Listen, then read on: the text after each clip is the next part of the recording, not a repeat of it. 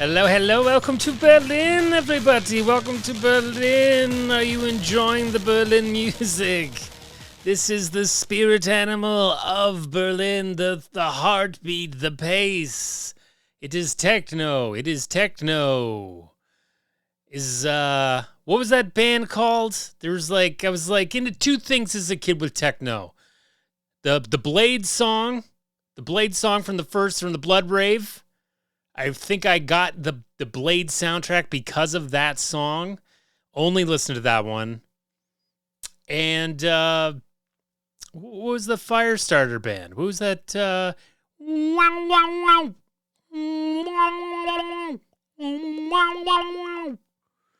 Let's do the pressure.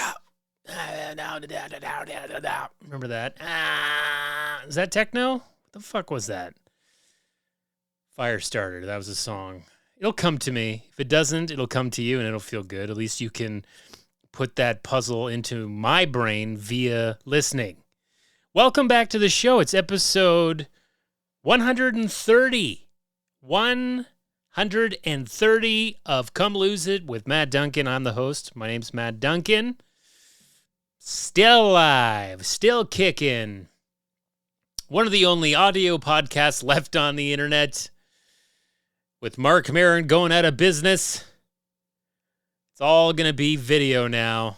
Really shows it's a dying breed, folks. The good old radio show nobody wants anymore. Everyone just wants to take a little peek, but no one can pay attention to the video anymore, so it is just a radio show. Nobody's watching. They just want to see your gums flap a little bit here and there, but for the most part, they're kind of listening. So I just got back from Berlin, and by just, I mean like 3 weeks ago. And immediately after, episode 100 guest came back in specifically to fly in for the show, and we forgot. Because I had jet lag, and then it was just kind of like going from a trip into a hurricane, trying to strap in and see people you haven't seen in many years, watch comedy shows you haven't seen since before the pandemic. Shout out to the Comedy Bar in Toronto. I have not been to the Comedy Bar in the 20s. And I got to see our friend Adam Cawley, who's on episode... What is he on, 4? Do you think he's on episode 4, Protein Town? Talk about his obsession with protein powder. I wonder if he's kicked it. I didn't bring it up. I don't know if he went to rehab for it. We got to get him back on, see if he's gone through the program to get off the protein powder. But we went and saw him perform. It was fun. Got to see a lot of Toronto comedians that I idolized at the beginning of my career, back when I had a career. And now I just get like a random mosquito bite of a audition that I have to do, and I feel more distant from my profession every day. Every day it feels like, was I ever that? Did I do that? Was I really on set all that much? Because I was on set a lot, but it doesn't feel like it, you know? The good thing is that you forget majority of your auditions that you've done. There's just, your brain will chuck them out. If I sit here right now, I can't even remember the last one I did, how it went, the last in-person I had, how it went. I don't know. I kick it out the door like a rusty can full of nails and blood. I kick it down the street until a hobo picks it up and sips from it. So that's where I'm at. Career-wise, if you're looking for an update on the old career, yes, we're still in a lockout. Hasn't ended. It's been 3.5 years almost. We're getting closer to 3.5 years. Union actors locked out of commercials. Certain guy running a bunch of agencies doesn't want us to make money anymore. That's it. Let's stop fucking sugarcoating it. He doesn't want it to be a career. He wants it to be a hobby. He wants you to have a paper route. And every once in a while, you get a lucky little, like, $800 for a commercial or something. $800. Wow, that's a lot. That's a lot for one day of work. That's what they want. You don't need to worry about retirement. You're gonna fucking die. You ain't making it to retirement, actors. Are you kidding me? You're not gonna get drafted. You're gonna be used as bombs. We're just gonna drop you from planes. You're useless. You're thick-skulled. So, I don't know what's gonna happen there. I don't know what's going on agent-wise. It's a wild world right now. Thankfully, I'm making some money and I'm working, and that's good. It's good to earn money, and thankfully, for the last while, that's been good.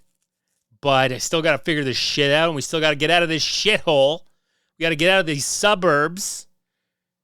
I'm tired of walking my dog around the suburbs where everyone's got fucking poison on their shitty green lawns that don't do anything for plants, that don't do anything for insects, for the ecosystem to keep us alive. No. Let's fucking spray it so we get that shitty green grass. Does nothing but look nice and neat. And I love a nice and neat lawn. Sure, I like the look of that. But I'm fucking sick of it, man. And now, the big thing that I've noticed is everybody's spraying for mosquitoes. Signs on lawns, mosquito spray. Everyone's spraying for mosquitoes. Just another fucking example of people not giving a shit about certain things, airborne particles, and then caring about others. People just don't care. You know, you take the risk where you want to take the risk. So I've been loving life back from the trip. Let me tell you something. Let's talk a little bit about Berlin. It was fantastic. Congratulations to Tim and Nicole, our friends Tim and Nicole. They got married. They live there. And it's a heavy city, man.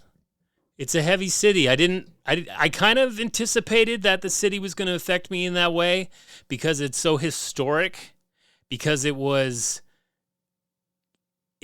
gone through so much since the days of Prussia, you know? Since the days of Prussia when Napoleon ran through there and took over the city and took the quadriga from the Brandenburg Gate as a gift for himself, and then he forgot about it. He made them take down this giant statue on top of a gate, and he fucking forgot about it and left it in the fucking Louvre basement. The Louvre basement in the early 1800s. Could you imagine how fucking damp it was down there? The rata, fromage, ratatouille down there. Be fucking crazy. He forgot about it. And then when he got captured or whatever, exiled, they took it back. And the quadriga's back there. They made some adjustments. That quadriga. But then World War II came around and it became the headquarters of Nazi Germany. That's a crazy part of Berlin, man. The headquarters of Nazi Germany. That's where I got to go. So you can imagine there's a lot of history. There's a lot of history to take in there about World War II. You can go into some air raid bunkers. You can go and see where Hitler's Führer bunker was, where he killed himself, and then his remains were burned. If you look to the right, which is now a bubble tea shop, that's where him and Eva Braun's remains were cooked. And, we just really took it in. And then you got the whole Berlin Wall thing. So it's like they didn't even get a break after the war in Berlin. Then all of a sudden it turned into the Cold War. Immediately turned into the Cold War. And you had this wall going around West Berlin. And that was a whole other thing. That affected me too. It's just there's an edge to it. And there's a reason why they chose techno as their music.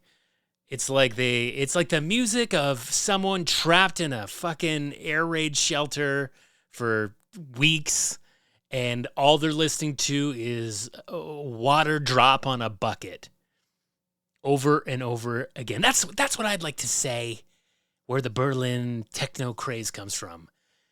The sound of a drip on a bucket is what they base their music genre on. Okay, like Kingston, Jamaica has reggae, New York has hip hop, and they say Berlin has techno. Not a big techno fan. Hard to dance to, I've realized. Very difficult to dance to. I did my best. Kind of did some robot-y stuff. But the Berghain is a famous club there, and it seems like a nightmare. Don't worry, I didn't go. Apparently, it's hard to get in. You got to look a certain way. They turn away celebs at the door. It's all about some kind of look. But it seems like a techno gay nightmare in there. There's lots of sex everywhere and people trying to blow you, and it's like, fuck. Sounds like a nightmare. But if I hear that raindrop on a bucket, maybe I'll have a good fucking time. So Berlin was sick. And if you haven't been, you should go. And if you do go, you got to take it in. You got to find someone that's from the city to take you around. You could spend weeks there going through all this shit. I only went through like 2 bunkers. There's tons of bunkers. I didn't even get to the Tempelhof Airport, and I was right by the Tempelhof Airport. It's like a giant out-of-service airport that people just use as a park now. Like people are just running around the tarmac, having a picnic, having races on the tarmac, cooking schnitzel on the tarmac. Crazy. So I'm back. My car. I know I've talked a lot about my car on this podcast. It's been a bit of a mechanics podcast at time. And I have I've lost a family member, really. That's what it feels like. My Ford Fusion is gone, tapped out at 166,144 kilometers. Now, that is not a lot in car years. That's a young gal. That's a dad in his 40s jogging. He jogged all the time, and he's healthy, but he got hit by a bus. There's nothing funny about that. But that's how I can relate to what happened to my poor old car. The problem is, for many years, it wasn't driven very much. And that has led to leaks, and it's led to she was leaking like a sieve. But then the timing belt went, and I got it. I got it all looked at. I can't even remember did I record before the last time that I got the bad news of how much it was going to cost. And then I would have paid all that money, and it would still be not in perfect shape. It would still be leaking. I would still, I think these guys really fucked me over. I'll be honest with you. I can't let it go. But I will say that the mechanics at Master Mechanic in Newmarket, I think you fucked my car and you know it. I think when you change those seals on my engine for the timing cover and the valve cover, I think you had someone young in there. Maybe they just dropped a little washer or something in there. I don't fucking know. But 7,000 kilometers later, now I need a new timing belt. I think you fucked something up, and I could kind of sense it.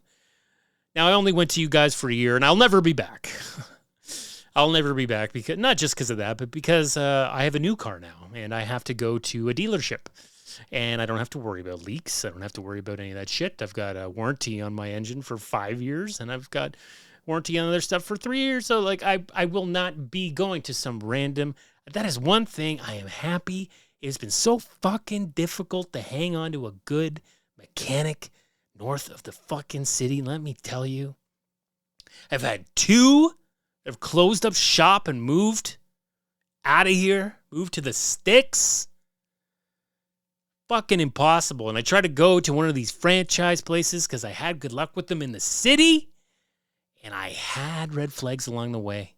They did not. I've never gone to a mechanic before where they don't solve the shit on the first or second time. I had to take shit back like 5 times, man. It was crazy. But what can you do? What can you do? You have to take it somewhere. When it's not working, puts you in a whole different mind frame, I'll tell you. But that used car thing, it's done for me for now. It's done, so I don't have to worry about that. I won't have to talk about brakes and all this shit with you guys. It's gonna be some years of just going to the dealer, getting those oil changes. You know, maybe in a couple years, 3 years, maybe more. I don't know how it's gonna go with the brakes and stuff like that, but it's going to be a while before I have to put any money into this car, and I'm really fucking excited about that because Jesus, if I put money into this old car, the old one that's gone, it's in a wrecking yard. If you want to go visit it like Jim Morrison's grave or something, that'd be cool, huh? Come Lose It fans. Do you want me to put it on the Google map for you so you can go and check it out? Holy fuck! I hear the Come Lose It with Matt Duncan. I hear his old car's in here. I'll pay the $5 to get in. $5 fee to see it, folks. You just want to go and put your hand on its ass. Oh, cars, Berlin, friends, everything is good, is it not? Do I need to get a dash cam? Do I need a fucking dash cam? Are you guys familiar with dash cams? I feel like everyone's got dash cams now. I'm seeing all these videos of people with dash cams that are showing some dicey shit. People trying to fall in their car to make it look like they got hit and all. It's getting fucking gnarly out there, boy. But I don't want to fucking mount a dash cam. God damn. Is that where we're at? Fucking people are trying to get away with shit when they cause accidents? I fucking hate them. Let me have a little sip of tea. Oh, lactose-free milk. Made that mistake at the store. But you know what? It's okay. It's okay. I was worried about the lactose-free, and I was like, oh, fuck. Is this going to taste weird? Is this going to taste like milk? I've never had lactose-free milk, and I looked it up. I talked to the old ChatGPT. It said it's identical to regular milk. They just take out the lactose. So you might notice, because they take out that lactase, it's a little bit sweeter. Tastes a little bit sweeter. It doesn't have more sugar in it. It just tastes a little bit sweeter. Huh. Who doesn't like a little sweet? So, and you know what? Yeah, I think I do taste a little bit of the sweeter, but I just put some in my tea that I just had. And, I was worried about the taste of it because I misremembered a huge scene from the Santa Claus where Tim Allen was being Tim Allen at the beginning of that movie, right? He's known to be a bit of a dick, and he was being a real dick to those kids, delivering those presents without a beard, and just a straight-up asshole. And he yelled at one kid and said I'm lactose intolerant or whatever. So I thought, well, I think she just got him the lactose-free. And when he drinks it, you know what? We've got the clip. We've got permission. 100% enjoy. You're fatter this year. Well, thank you very much. You've grown too. You're a very good girl this year. But I want you to go back to sleep, okay?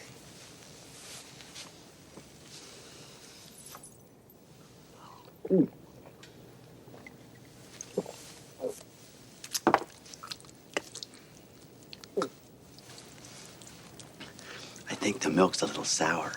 It's soy milk. Huh? You said you're lactose intolerant. I did say that, didn't I? Thanks for remembering. Go to sleep.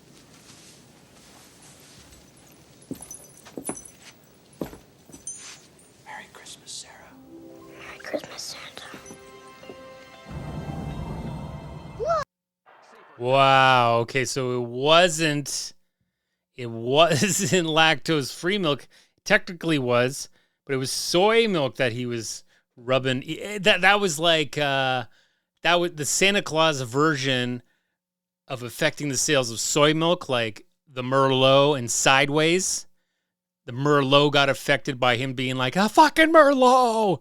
No, not drinking a fucking Merlot. Remember he was doing all that? They just said it because it was a funny word. Merlot just sounded hilarious. They tried to with Chardonnay.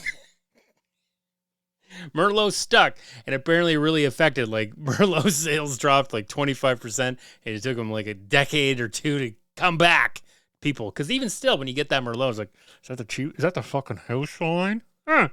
So anyway, the soy milk, I don't know I should ask and see if soy milk sales were affected by Tim Allen in The Santa Claus, because I've had soy milk, and I remember as a kid I didn't have soy milk at that point. No, where would you get it?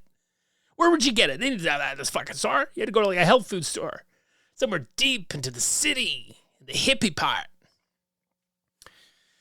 But they have it now in every store, and it doesn't taste bad at all. I like soy milk. Some people don't like it. I say it's better in a latte. I think it foams up a lot nicer than the fucking almond milk or the oat. Don't have that problem. Wouldn't make that face that Tim Allen made when he drank that freaking soy milk. So what was I talking about? Lactose free? Isn't it amazing? Isn't it fucking amazing? Fitness update. All right, we've had a hell of a start here. Huge opening turd. Huge. I've taken some things off.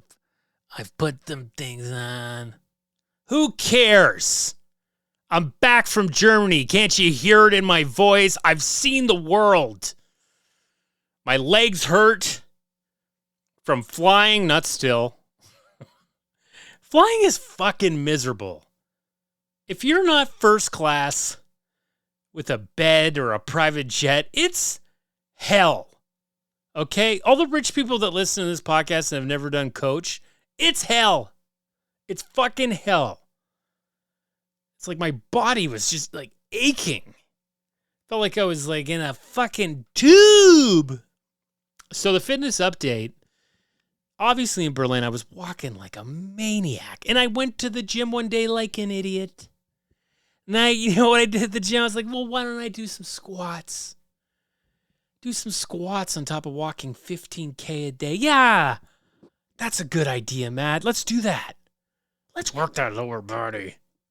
Let's make some microscopic tears in those muscles so walking feels like pure hell insanity. So that's what I did. Had a couple days where I was like really feeling rough. But I walked a ton. To start off July, I was happy. But then when I came back, I was just in survival mode. I didn't have my office. I didn't have my gym. So I've really fallen off. Other than walking the dog periodically, playing some games at cottages or what, I haven't got to do a good workout. So after this podcast recording, I'm looking to do that because I've fallen off and I feel blimpy. I feel blimpy like the Zeppelin. Blimpy. I do feel a little blimpy right now and I don't fucking like it. I'm sick of it. Trainer Matt, I want him to burst out of here like the 20-year-old he is. Because I'm going to be in a Rascal Scooter. It's either I go back to Trainer Matt, Rascal Scooter Matt. Trainer Matt, Rascal Scooter Matt. Which one do you want? Leave a note in the comments, let me know, and I'll fucking do it. Health news. News that is health related. Okay, we've picked up the pace a little bit on the pod. Did everybody enjoy their Santa Claus clip? Did you guys enjoy that?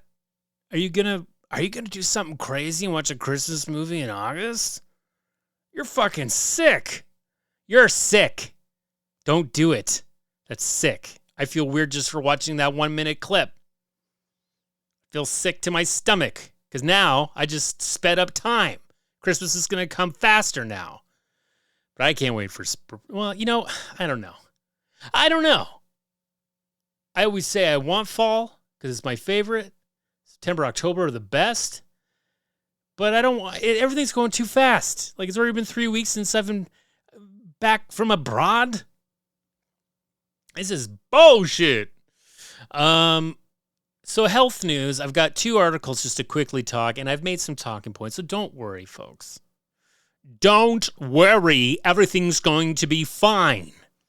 The first, and remember, I always post the links to these articles. You can read them in their full gusto if you want and make your own opinions, and then you can talk to someone else. Talk to your friend. Go have a coffee, Chris, but talk about it. Matt was talking about this today.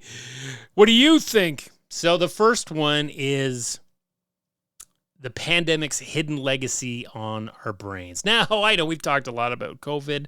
I've gone off, I've gone on. I've lost friends, I've gained them. About views on the pandemic, about vaccines and all this shit. And in the end, we were all just trying to survive, right? We were all just trying to get through the next day. And my dog has no idea because he would have been trapped inside with us. And at one point, were we even going outside? I can't remember. What do people do with dogs other than buy them? So this article says that the pandemic aged our brains, even if we never got COVID. There's this new study, and it found that simply living through the pandemic led to brains aging about 5.5 months faster, regardless of infection. Now, this is based on 1,000 brain scans. It's not a huge amount of brain, but somewhere to start, right? Researchers compared pandemic-era brains with pre-pandemic brains using measures like gray and white matter volume, brain function, and cognitive skills. Stress, not just the virus, took a toll. So the brain aging wasn't just in people who had COVID. Everyone showed changes, likely due to high stress, isolation, disrupted routines, and reduced activity. Cognitive decline only for infected individuals. So while brain aging was seen across the board, drops in actual cognitive performance only showed up in people who had the virus. So if you know that guy who had it like 4 or 5 times and he's drooling now, that could be why. The impact wasn't equal. Certain groups were hit harder: men, older adults, people with poor health, lower income or education, and unstable jobs or housing. Example, people with insecure employment saw an extra 5 months of brain aging. Okay, great! I gotta say, folks, so my brain needs a rascal scooter. My brain needs a rascal scooter because of the pandemic. Now, this was a wake-up call for public health. This research shows that future crisis response needs to consider mental and social well-being, not just physical health stats. That is true. We need to have street parties. If there's another fucking pandemic, it's not even just like get your bubble of 5 people. We need to have fucking like weekly street parties every week on your street. Not banging pans out your window. Get out there, play cornhole, say hello to my little friend. What we can do, it says the study didn't test interventions, but researchers recommend brain-friendly basics: exercise, good sleep, healthy eating, social interaction, and mental stimulation. The next article I want to talk about is the 10,000 steps. Remember, everybody, when those Fitbits, those ugly little black fucking Fitbits came out, and everyone had that shitty looking watch on their wrists, and everyone was got to get their 10,000 steps in. You're talking to your father-in-law, your girlfriend's dad, he had to get those 10,000 steps in. Every day, he's obsessed with it. He's obsessed. If he doesn't get it, he knows he's going to die. So there's an article, we can finally say that was horseshit. The 10,000 steps. You do not need 10,000 steps, apparently, after 7,000 steps. The gains are minimal. So, 10,000 steps a day. Turns out it's mostly marketing. A massive new analysis in The Lancet confirms you don't need 10,000 steps a day to see health benefits. The magic number is closer to 7,000. Health perks like reduced risk of heart disease, diabetes, dementia, cancer, and depression start kicking in around 7,000 steps, and gains level off after that. Beyond 7,000 steps, the returns are minimal. Whether you walk 7,000 or 10,000, the difference in health outcomes is pretty small. More steps aren't bad, but they're just not that necessary. The 10K rule was never science-backed. It actually came from a 1960s Japanese marketing campaign for a pedometer called the Minapakai, which means 10,000 step meter. The number just stuck. This is great news if you felt discouraged. Now, experts say aiming for 5,000 to 7,000 steps a day is a more realistic and sustainable target for most people. The key takeaway here is that movement matters, perfection doesn't. Even just 2,000 steps a day is better than none. You don't have to hit some arbitrary target to make progress. It's not all or nothing. Experts like trainer Danny Singer and dietitian Albert Matheny emphasize, don't stress over the number. Just move your body when you can. How many times have I said that on this pod? Just get moving. Bottom line, walk more if you want, but don't feel like a failure if you don't hit 10K. It's a helpful benchmark if it motivates you, but the science says 7K is more than enough to boost your health. Ha!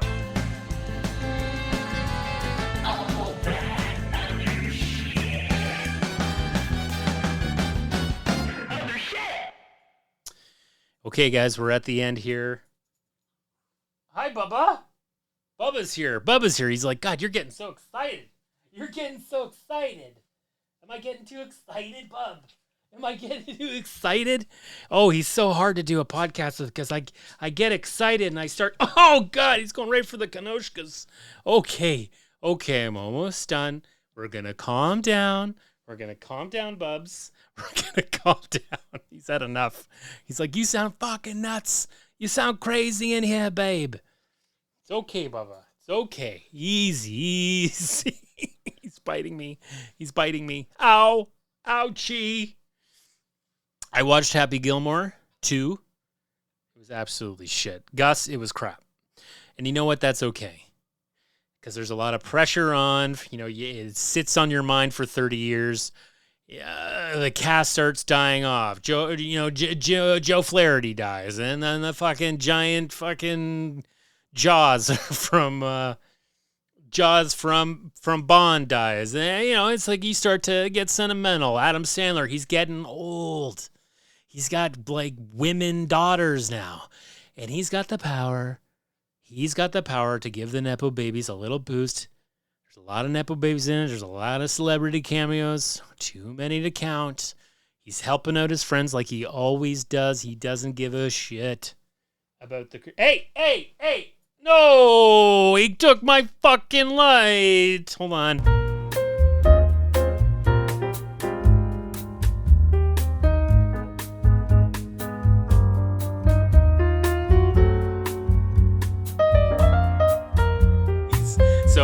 He's so wound up.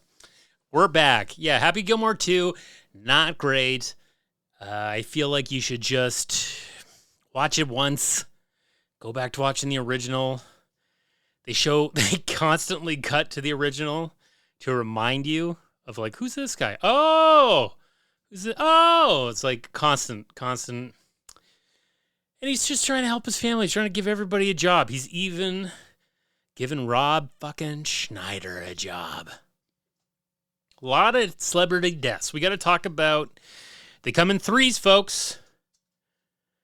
Was it Malcolm Jamal Warner first? Like he drowned? Fucking Tio? Drowned in Costa Rica swimming? There's all kinds of deal. Was he trying to save his daughter? Or was she also involved? And it just seems like he was going for a swim and he got caught in a rip current. Those fucking rip currents, guys. You get caught in a rip current, folks, okay? You got to swim parallel to the shore. Just go parallel. Don't try to fight it. It's going to push you out to sea, so just keep going left or right. Parallel to shore. Just keep swimming that way. It's okay. It's going to push you out a bit, but you'll eventually get out of that rip current, and you can get back into the waves that are going in, and you'll be okay. If you go against it, you're going to be in trouble. And they can really pull you out to sea, apparently. So R.I.P. Tio. Because, I'll never forget when I was a kid, and I have this harsh memory from my mom. I have a couple harsh mom memories, like telling me the truth about things. One was Santa Claus. She broke that to me in a weird way. Maybe I'll save that story for another time, just to get the listeners to come back. But I remember when The Cosby Show got canceled. It was 1992. And I didn't understand what that meant, and I got really sad. And I think it was we were watching the series finale or something. And I got really sad. And she was like, she's like, it's not like they're dead or anything. It's like they're just going off the air. God, like, get a grip kind of thing. I was like, holy shit, okay. I guess I can still watch it. But I can't still watch it, can I? We can't still watch it. You can't even watch it alone. It's all ruined. Rest in peace, Malcolm Jamal Warner. You seem like a really nice guy. Ozzy Osbourne. The great Ozzy Osbourne. What a funny weirdo. Now, I'm glad I didn't meet him during his... or ever. Max, like, well, I didn't meet him until the Osbourne years. No, he, every story I hear about him sounds like he was a complete nightmare when he was, like, younger and doing lots of drugs and alcohol, and seems like if you got in his way, or like, this guy's, I'm sure there's a lot of people who are like, this guy was a fucking piece of shit, because he was so whipped up. But man, he was fucking hilarious. He just had, in his later years and everything, the last 20 years or whatever, always enjoyable to see Ozzy. And amazing that he was able to make it to 76 with all the shit he did to himself. You know, I fucking have like one goddamn too many beers one night and I'm like, I'm gonna die. And this fucking guy's like at a dump truck, a heroin put onto his lips. Rest in peace, Ozzy. I didn't realize you're from Birmingham. You're from Birmingham! At one time, it was the most polluted city in the world! Did you know that? Jason Isaacs will tell you, he does a little skit where he tells you where all the accents come from and they all got sinus infections. And then the controversial Hulk Hogan also passed away. I was never a huge wrestling fan, but you cannot miss Hulk Hogan, especially if you're like a millennial growing up in the 80s. When wrestling was so huge, Hulkamania was huge, 80s, 90s. Like, he was fucking, he's making movies. He was everywhere. And yeah, he got controversial. He got a little racist. The man was from Florida, folks. Did we not see that coming? No disrespect to you, Florida. I know there's a lot of great people there in Florida, but there are, you guys are a bit of a, it feels like, if you're playing Red Dead and there's like a town you can go to and there's just a lot doesn't show up. You can kill, you can get into gunfights and there ain't going to be bounties or anything up there. That's Florida to me. Every time I go there in the Red Dead game, I'm like, I'm in Florida. I can just kill everyone in this bar. No problem. You do it in the big city, and Jesus Christ, you bump into someone, they fucking run. I'm gonna go tell the cops. I'm gonna go tell the cops you're gonna get a bounty. Yeah, I ain't even joking. Red Dead. So, yeah, hopefully Hulk Hogan will be a mod for Red Dead. And if he is, he's gonna be in that town up there. He's gonna be in that town in the Northeast. You gonna be in that town. Guys, I think that's it for episode 130. I think we got there. We got her around 40 min. It's been a while. I did try to get it in, and I'm sorry that we couldn't get Adam to be on the pod. I totally forgot. By the end of it, I was just in like a wind tunnel with my cheeks shaking in the wind. And I was just hanging on. And I was exhausted. But I'm never too exhausted for Berlin Techno.